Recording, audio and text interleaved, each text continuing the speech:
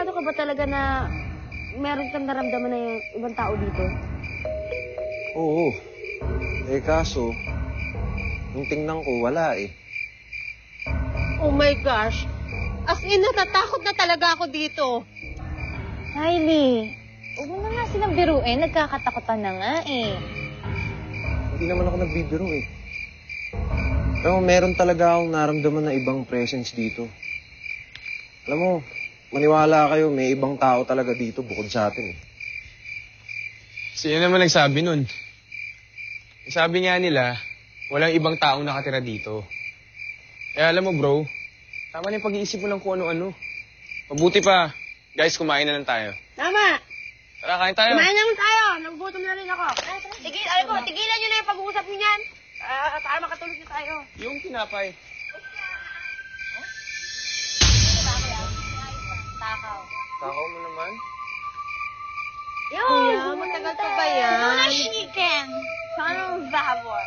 Wala lang chicken tsaka baboy. Gulay lang yan. Pork. Mas ulit tayo ng unggoy. Wow! Dito, sarap yung kalabaw niya. Hindi ka ba yan?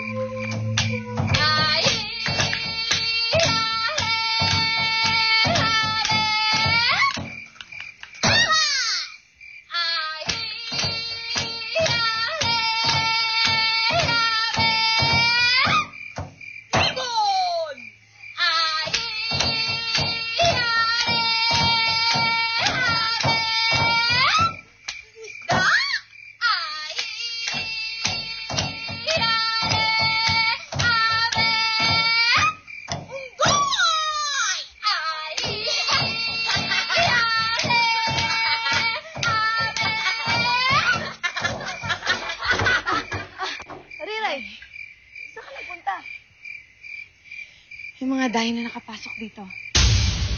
Hala, kailangan malaman to ni Nana. Bagong guy. Kapag nalaman ni Nana na may nakapasok na gayon dito, makataktan sila ni Nana. Ibang tao sila, Riray. Huwag mo sila ipagtatanggol.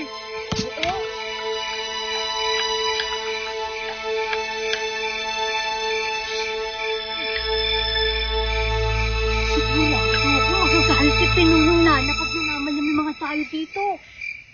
Tsaka ako papatayin niya yung mga yun para hindi na sila makalabas ng gubat.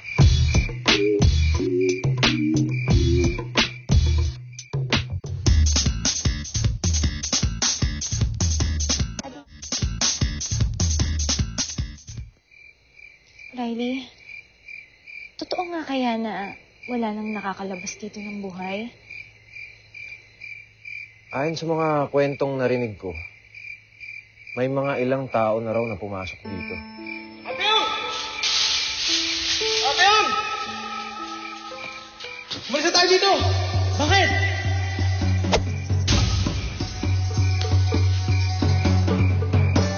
Wag! Wag!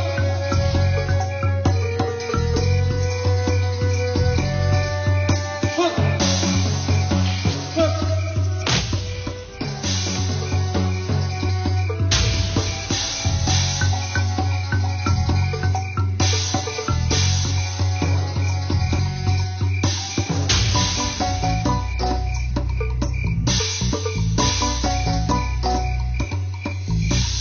May mga nagsasabi na baka patay na raw sila.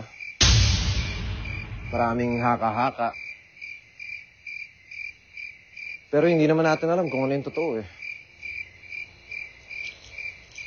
Baka nga mali na pumasok tayo dito.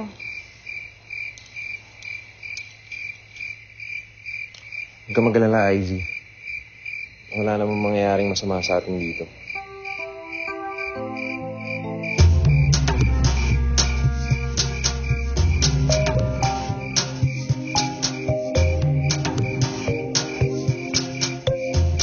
Yan ang mga dahil sila sabi ni Riray.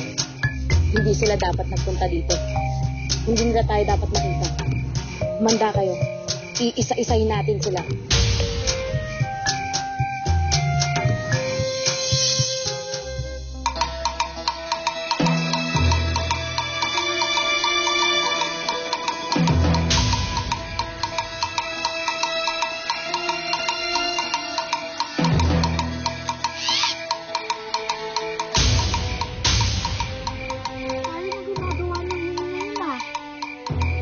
Riray, asan? Wala po siya umalis. Yung ganon. Si Riray nga ang gumawa ng ingay kanina para magising ng mga dayuhan.